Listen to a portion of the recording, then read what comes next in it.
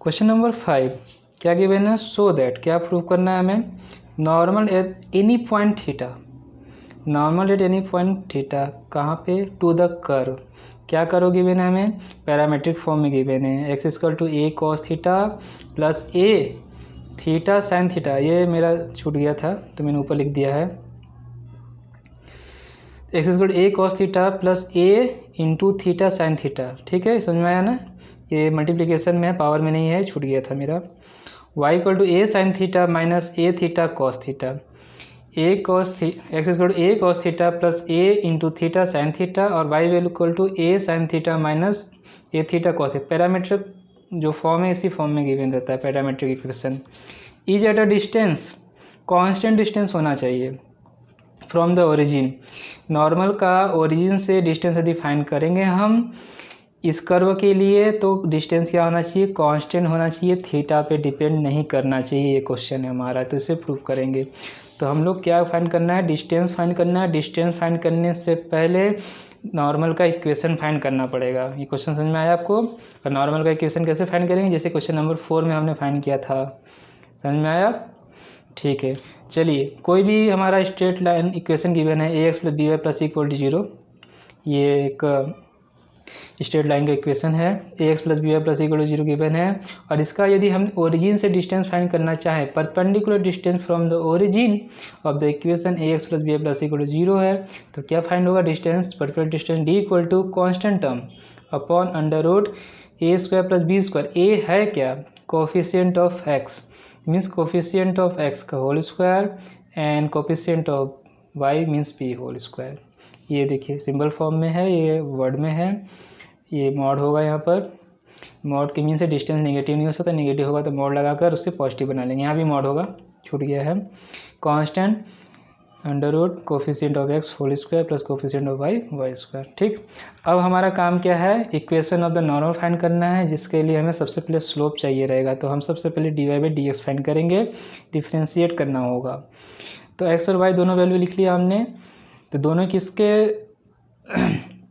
Theta पे depend कर रहे हैं, दोनों किसके फंक्शन है, थीटा के, तो हमने एक्स का differentiate with respect to theta किया,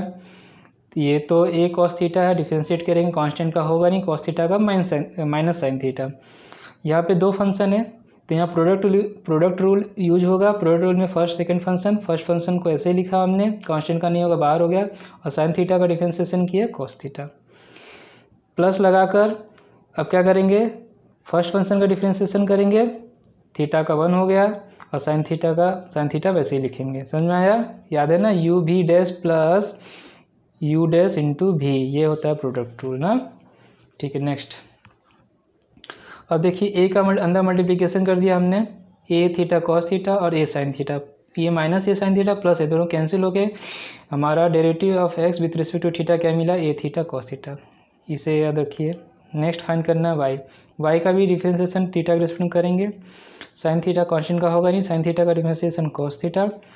अब यहाँ भी प्रोडक्ट रूल यूज होगा,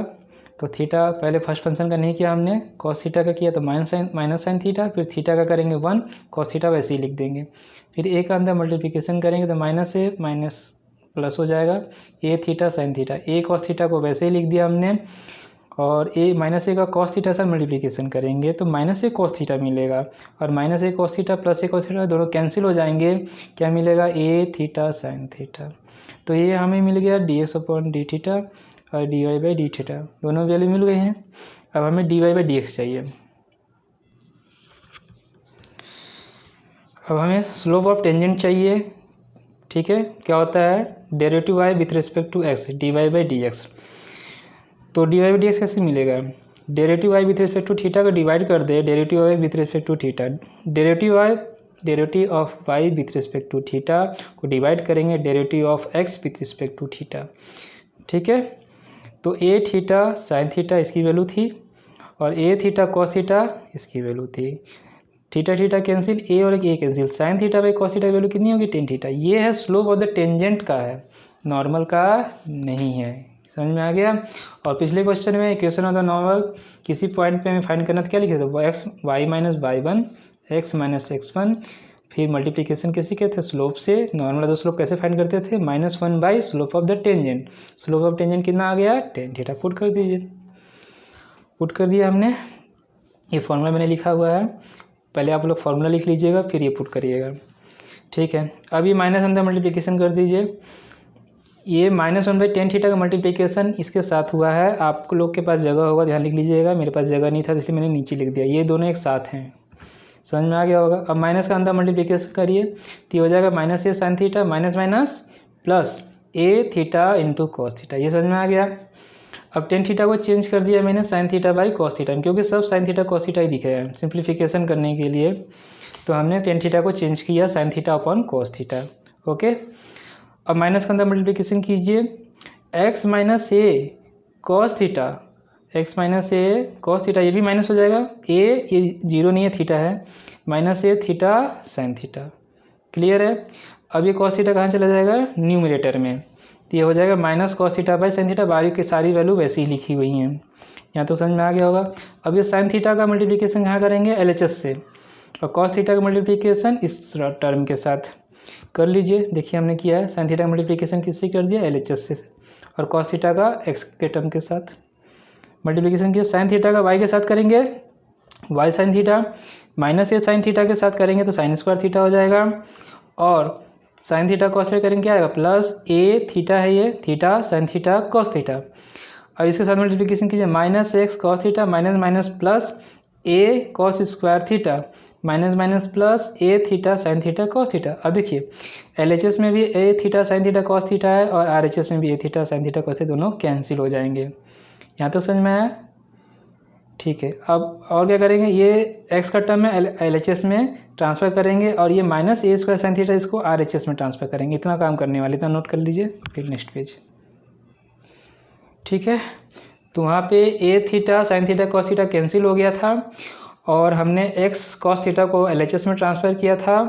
और a साइन स्क्वायर थीटा को RHS में ट्रांसफ़र किया था। यहाँ तो देखिए a कॉमन हो जाएगा, sign square theta plus cos square theta,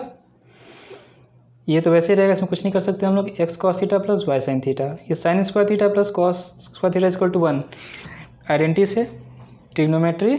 identity equal to 1, तो a इंटू 1 इक्वल टू 1 हो जाएगा। फिर हमने a जो कॉन्स्टेंट है इसे ट्रांसफर किया -a इक्वल टू 0। अब हमारा जो स्टैंडर्ड फॉर्म था क्या था, ax plus by plus c equal to 0। यहाँ से यदि आप कंपेयर करेंगे तो x का कोफिशिएंट क्या मिला, कॉस थीटा, y का coefficient sine theta, constant term -a मिला। अब परपेंडिकुलर डिस्टेंस का मैंने फॉर्मूला क्या लिखा था शुरुआत में, देखिएगा वीडियो में पीछे जाकर, यहाँ लिखे लिखा था constant term c under root क्या था, a square plus b square means coefficient of x का होल स्क्वायर और कोफिशिएंट ऑफ y स्क्वायर, यही है ना। Cos theta coefficient of x square coefficient of y square cos square theta plus sine theta, ये constant -a। अब mod लगाएंगे क्योंकि इसकी वैल्यू पॉजिटिव चाहिए हमें, डिस्टेंस पॉजिटिव होगा, नेगेटिव नहीं हो सकता है। तो cos square theta plus sign square theta की वैल्यू 1, ट्रिग्नोमेट्री आइडेंटिटी से, और 1 का अंडर रूट भी 1 होगा, तो वैल्यू हो गया मॉड -a, इसकी वैल्यू a। मतलब perpendicular distance from the origin, किसका, नॉर्मल का, फ्रॉम द ओरिजिन क्या आया, theta, which is independent of theta, मतलब थीटा पे डिपेंड नहीं कर रहा, थीटा जो डिपेंड नहीं कर रहा है, और एक क्या है, कांस्टेंट वैल्यू है। इतना समझ में आया। तो जो हमने पूछा था, प्रूव करना था, वो कर दिया कि perpendicular distance of the normal to the curve from the origin is constant. ठीक है, समझ में आ गया होगा, नोट कर लीजिए।